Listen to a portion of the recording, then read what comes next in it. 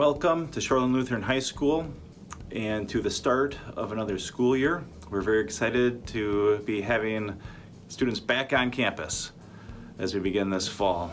My name is Mr. Kessler and I have the opportunity to serve the Shoreland family as principal. In this portion of the orientation video series, we'll provide some information on masks.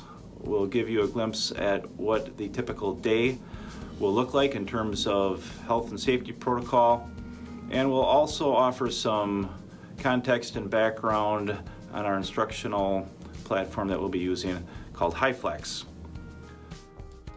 So recently there was a statewide order that was established requiring anyone inside a building or in an enclosed space to wear a face mask. Our PACER reopening plan is being adjusted to comply with the statewide order. The school will supply each student with 2 white cloth face coverings.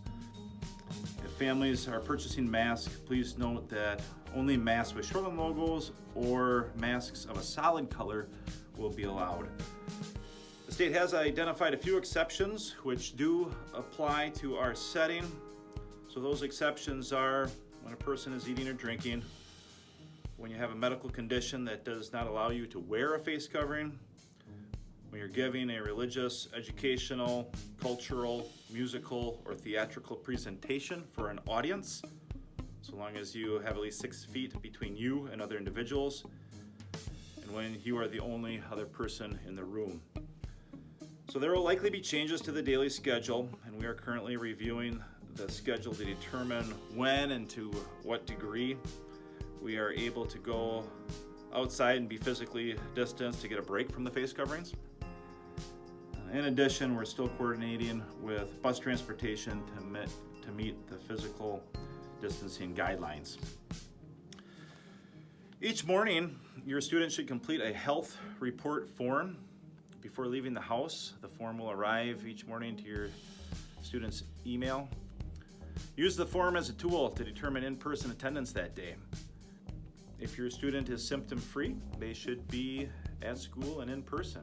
If they have symptoms, they should stay at home. Our instructional platform will allow your student to be marked present for class and interact with their teachers and their classmates in a virtual format each day of school. As students arrive in the morning, they should gather materials from their locker for their morning classes and go straight to their homerooms. During lunch, they'll return to their lockers and pick up materials for the afternoon classes. Our strategy really is to reduce risk by limiting morning congregating in places like the commons and hallways, and to reduce contacts with locker neighbors throughout the school day and during passing time. Once at homeroom, homeroom teachers will confirm that the health report form has been completed, and they'll double check temperature. Rather than gathering in the gym for chapel, we'll stream the message of the day into the homerooms. This strategy allows us to physically distance our student body once again, and we'll give the students the daily announcements from homeroom in the morning. Students may take the most direct route to their classes. There will be no one-way markers on the floor. Students are encouraged to sanitize their hands before class starts. All the desks are physically distanced. Teachers have a defined area in front of the room from which to provide instruction. Teachers are allowed to remove their masks from this location per the statewide order. However, once instruction is complete or the teacher moves out of that defined instructional area, they must wear a face mask. Several minutes before the class is excused, a warning bell will sound. Students will get out of their desks, and the desk will get sanitized for the next group. Students are invited to sanitize their hands on the way out the door to go to the next class. At the end of the day, we'll excuse bus riders a little bit early, and so this strategy allows us to reduce the volume of students in the hallways at the end of the day.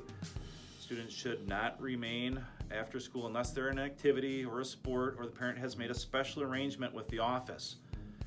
If a student must remain, they should stay in the commons. The student will need to be physically distanced at a table and continue to wear masks until that ride arrives.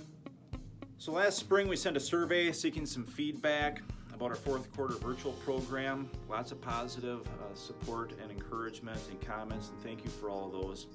Of those who did complete the survey, there were respondents who had suggestions for areas of improvement, including instructional delivery. And so the theme within those comments was an ask for us to find ways to make instruction more live and interactive for students who are at home. So we're responding to that feedback by implementing a platform that's typically known as HyFlex. So the question is, what is HyFlex? Well, HyFlex simply means highly flexible. HyFlex is a conceptual framework to deliver instruction. It isn't a specific set of computer hardware, and it isn't a set of software. It's an instructional delivery model. So the model allows the student to be physically present in class each school day. However, it also provides the flexibility for a student to join their classroom live and in real time in a remote fashion. So how will it work? Well, students who are in person will just go to class in person. Students who are at home will join the live session virtually through a link provided by their teacher. Students who join from home will be able to ask questions, they'll be able to respond to prompts, and discuss topics in live time with their teacher and their classmates. So there are some limits to HyFlex. So at this time, the platform will not facilitate the hands-on learning experiences that are really an integral part of our skilled trades and STEM academies. Science labs and the hands-on portion will be difficult. In addition, your student may experience an increase in screen time.